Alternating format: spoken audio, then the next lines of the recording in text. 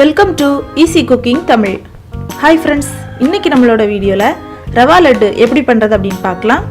அதுக்கு முன்னாடி நம்மளோட சேனலில் நீங்கள் என்ன சப்ஸ்கிரைப் பண்ணலைன்னா ரெட் கலர் சப்ஸ்கிரைப் பட்டனை கிளிக் பண்ணி சப்ஸ்கிரைப் பண்ணுங்கள். கூடவே வேறு பெல் ஐக்கானையும் கிளிக் பண்ணிக்கோங்க. நாங்கள் அப்டேட் பண்ணுற வீடியோவை உடனுக்குடனே நோட்டிஃபிகேஷனில் தெரிஞ்சுக்கலாம். ரவா லட்டு பண்ணுறதுக்கு என்னெல்லாம் தேவை அப்படின்னு பார்க்கலாம்.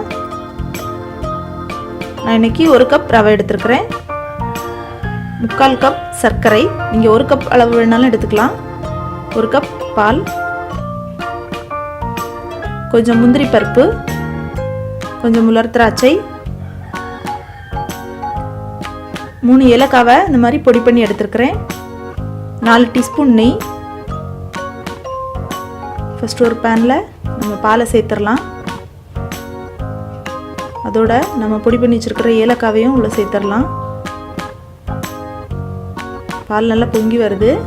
இனி இதே இப்போ தனியாக எடுத்து வச்சிடலாம். அடுத்து ஒரு பேனில் கொஞ்சமாக நெய் சேர்த்துக்கிட்டு அதில் நம்ம வச்சுருக்கிற முந்திரி பருப்பையும் உலர் திராட்சையும் சேர்த்து நல்லா வறுத்து எடுத்துடலாம். சிவக்கிற அளவுக்கு வறுத்து எடுத்துக்கலாம்.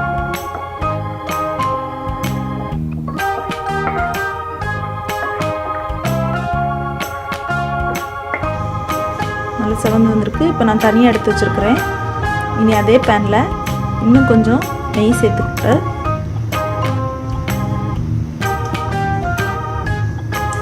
அதில் நம்ம வச்சுருக்கிற ரவையை உள்ளே சேர்த்துட்டு கொஞ்சம் சிவக்கிற அளவுக்கு வறுத்து எடுக்கணும்.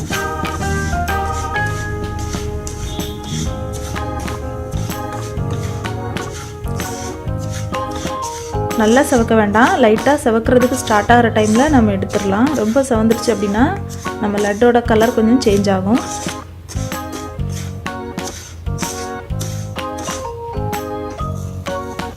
இதில் சர்க்கரையை சேர்த்துடலாம். லைட்டாக இப்போ தான் கலர் வர ஆரம்பிச்சிது. நான் இந்த ஸ்டேஜில் சர்க்கரை ஆட் பண்ணியிருக்கேன். நல்லா கலரி விட்டுக்கலாம்.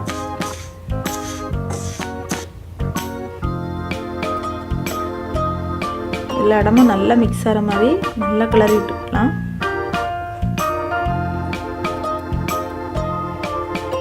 கொஞ்சமாக நெய் சேர்த்துக்கலாம்.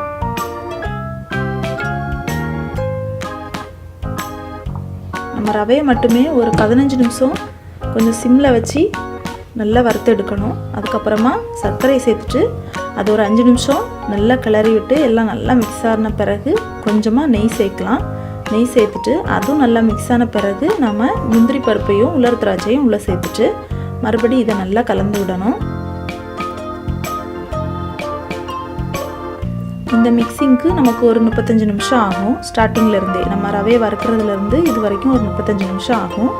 இனி இதை நம்ம கொஞ்சம் ஆற வச்சிடலாம்.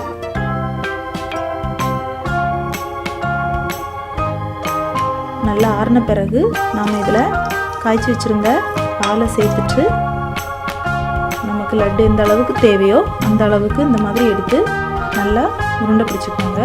நீங்கள் லட்டு உருட்டும் போது நல்லா டைட்டாக உருட்டணும். அப்போ தான் நமக்கு லட்டு அழகாக வரும். லூஸாக இருந்துச்சு அப்படின்னா உடனே பொடிஞ்சிரும். அவ்வளோதான், நம்மளுடைய ரவா லட்டு தயாராகிடுச்சு.